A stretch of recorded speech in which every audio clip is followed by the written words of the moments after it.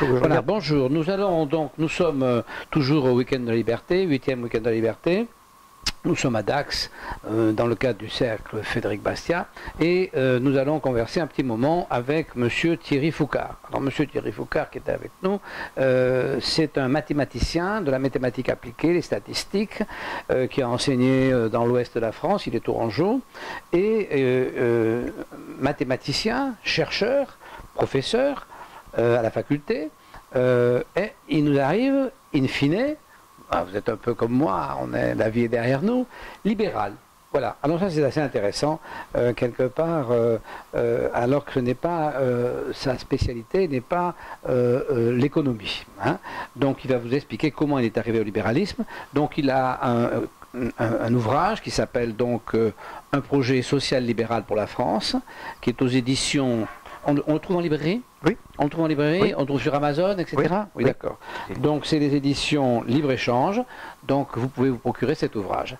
Alors, donc Monsieur Foucard, vous êtes donc enseignant mathématiques appliquées, donc vous m'avez expliqué qu'il s'agit donc des statistiques, et comment vous arrivez au libéralisme? Ça c'est quand même intéressant, parce que le libéralisme, non pas que ça ne soit pas compatible avec les mathématiques, c'est pas ce que je veux dire, mais si vous voulez, dans le monde enseignant, on n'a pas l'habitude de voir arriver, au bout d'un certain temps de vie, nos enseignants au libéralisme, c'est très rare. Alors, racontez-moi votre cheminement, racontez-nous votre cheminement. Oui, je me suis toujours intéressé à la philosophie politique, hein, d'une part. Et d'autre part, par mes contacts directs avec les entreprises et par mes études statistiques que j'étais amené à faire, j'ai constaté que les méthodes statistiques étaient très souvent très mal employées et qu'on en tirait des conclusions extrêmement hâtives. L'exemple le plus frappant, c'est toute la statistique utilisée par les spécialistes des sciences de l'éducation, où j'ai vu des conclusions et des raisonnements qui m'ont énormément surpris. Ensuite, j'ai travaillé sur des modèles mathématiques. Et je me suis rendu compte que, par exemple, en économie, mais ça c'est uniquement au point de vue numérique que je m'avance, parce que je ne suis pas compétent en économie, hein, c'est que les modèles économiques tournent, par exemple, sans calcul d'erreur. Alors évidemment, on fait des enquêtes, on fait des sondages, il y a des intervalles de confiance, comme on dit, mais il n'y a pas de calcul d'erreur, et c'est quand même très ennuyeux. Alors je me suis renseigné, j'ai lu Tocqueville en particulier, qui se méfiait énormément de la statistique, et qui n'en l'a quasiment pas utilisé. Ensuite, j'ai lu Bastiat, j'ai pas lu tout Bastiat quand même, hein, je dois l'avouer. J'ai lu Hayek, qui m'a quand même énormément intéressé, parce que justement lui il était économiste, mais il était aussi philosophe, il était aussi mathématicien, il connaissait très bien les mathématiques au point de critiquer les modèles lui-même, et donc c'est à partir de là que je me suis rendu compte que la société est un phénomène trop complexe pour être géré scientifiquement, rationnellement. Il y a toujours une part d'inexpliqué qui se produit. Vous savez que vous êtes dans un conflit profond chez les économistes, puisqu'il y a depuis toujours entre les économistes, il y a ceux qui sont qui mettent en priorité la philosophie et la pensée de l'avenir, et puis il y a ceux qui mettent en priorité les mathématiques. Je pense qu'on peut dire que les mathématiques, tant qu'elles comptent les choses acquises ou existantes, ont peu de risques d'erreur. Dès qu'elles se mettent à prévoir l'avenir, elles ont autant de risques d'erreur ou la plupart du temps que n'importe quelle prédiction d'avenir. Hein. Donc vous êtes en plein. Alors vous avez dit tout à l'heure, je ne connais pas l'économie, vous avez quand même été pendant 8 ans travailleur indépendant. Oui. Donc vous savez, l'économie, vendre un œuf sur le marché ou vendre un Boeing 747, c'est la même chose. Hein. Il n'y a pas de différence, il y a un problème d'échelle. En mathématicien, vous connaissez les échelles, donc les échelles, ça ne fait pas varier le résultat, c'est un problème d'échelle. Voilà. Donc vous êtes quand même, vous avez fait l'effort et vous avez été quand même quelque part intéressé, parce que si pendant 8 ans vous avez été dans le monde économique le vrai, celui où on a les mains dans le cambouis, c'est que quelque part ça aiguisait votre curiosité, votre être humain. Et donc vous arrivez à la conclusion que, vous m'avez expliqué tout à l'heure, vous arrivez à la conclusion que pour la misère, la solution n'est pas la contrainte, la solution n'est pas un État soi-disant égalitaire, la misère. Tout individu a une compassion pour le miséreux. C'est ça que vous m'avez dit en quelque sorte. Oui. Oui, alors c'est-à-dire que moi je suis partisan d'une société où on garantit l'aide humanitaire, c'est-à-dire l'aide aux gens qui n'ont pas de quoi manger, qui n'ont pas de quoi se loger, qui n'ont pas de quoi se vêtir, qui sont vraiment dans la misère, et où on laisse les autres libres de faire ce qu'ils ont envie de faire, en leur donnant à la fois la liberté, donc, mais aussi la responsabilité. On est bien d'accord. Et est-ce que dans le monde enseignant que vous avez, donc dans lequel vous avez vécu, est-ce que vous avez eu une impression de manque de liberté ou non? Dans le monde enseignant, il y a un total manque de liberté. C'est-à-dire que les enseignants sont des fonctionnaires et ils font ce qu'on leur dit de faire. Voilà, et ça c'est une souffrance. Ah bah pour eux c'est une souffrance. Alors c'est une souffrance, mais alors c'est toujours un peu pareil si vous voulez. C'est-à-dire que quand on souffre de quelque chose, que ce soit d'une maladie ou que ce soit d'un manque de liberté, etc., on s'adapte. Et l'exemple le plus frappant, c'est... la résilience, bien sûr. Oui. C'est l'exemple le plus frappant, le plus flagrant, c'est quand on a voulu libérer les esclaves, certains d'entre eux ont voulu retourner avec leur maître. Oui, bien sûr, mais aujourd'hui c'est le cas d'ailleurs. Il y a des tas de gens qui veulent absolument être esclaves d'un chef, absolument. Donc la sortie est difficile. Le statut n'existe plus, mais la condition, il y a des tas de gens qui sont esclaves bien sûr, ça c'est clair, de leur parti politique, de leurs idées, de leurs croyances, ils sont esclaves. Oui. On est esclave d'une croyance autant qu'on est esclave d'un maître, bien sûr, d'accord. Bien, écoutez, je n'ai pas lu votre ouvrage, alors je vais le faire dans les jours qui viennent, parce que quand même c'est vrai que c'est intéressant, ça attire ma curiosité, et donc vous êtes venu, et comment vous avez connu donc le cercle Frédéric Bastiat, en lisant Bastiat ou...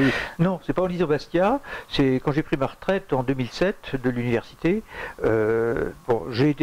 j'ai commencé à publier des articles, alors j'ai publié beaucoup d'articles dans différentes revues, d'ailleurs dans des revues de tous bords, hein, même dans des revues à tendance communiste, là c'était sur sur les sciences de l'éducation, hein, parce que y a beaucoup de gens qui sont scandalisés par tout ce qui est dit. Et puis petit à petit, j'ai été intégré dans une dynamique où je me suis rapproché des libéraux d'Alternative libérale. Ça date de 2008, et là ils m'ont demandé d'être candidat aux élections européennes, bon, ce que j'ai accepté, parce que, etc.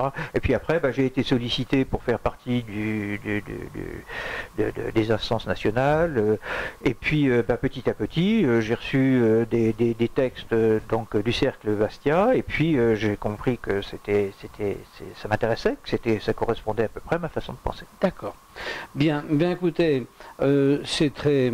Vous savez que le libéralisme, qui est quand même, qui est simplement, qui est pas un truc politique, qui n'est pas une manipulation, c'est un état d'être, de penser, le respect des autres et de l'exigence d'être respecté et d'être libre.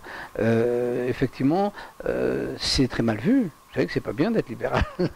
Oui, alors ça, on se fait traiter de néolibéral. C'est vrai. Mais alors moi, si vous voulez, vous parliez de mon expérience professionnelle après l'université, là où j'ai exercé en tant que libéral, je peux vous dire que quand même j'ai vu plusieurs centaines de personnes pour discuter avec eux de leurs problèmes financiers, pour discuter avec eux de leurs problèmes familiaux, parce que quand il y a des problèmes familiaux, il y a automatiquement des problèmes financiers, et inversement, il y a beaucoup d'argent, on l'a vu avec cette pauvre madame, celle qui vient de décéder là, madame Liliane Bettencourt, là, bon, il y a énormément d'argent, ça pose des problèmes, parce que après les gens se disputent pour l'avoir. Bon, ensuite, quand il n'y a pas d'argent, ça pose aussi des problèmes. Et donc j'ai vu beaucoup de gens, beaucoup de gens de tous les milieux, et je me suis rendu compte qu'ils étaient très intéressés par l'aide sociale, mais qui ne voulaient surtout pas la payer.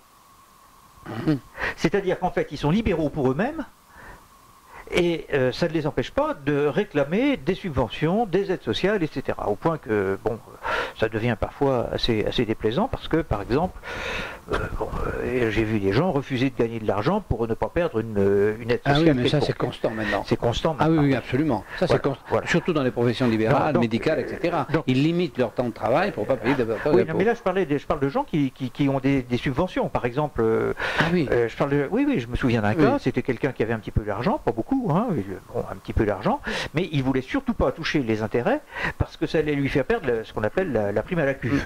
Voilà. Alors, c'est là que j'ai mis tout en place une réflexion qui m'est venu petit à petit, qui est dans le bouquin, qui consiste à dire que, parce qu'il faut éviter quand même des mesures trop brutales, quoi.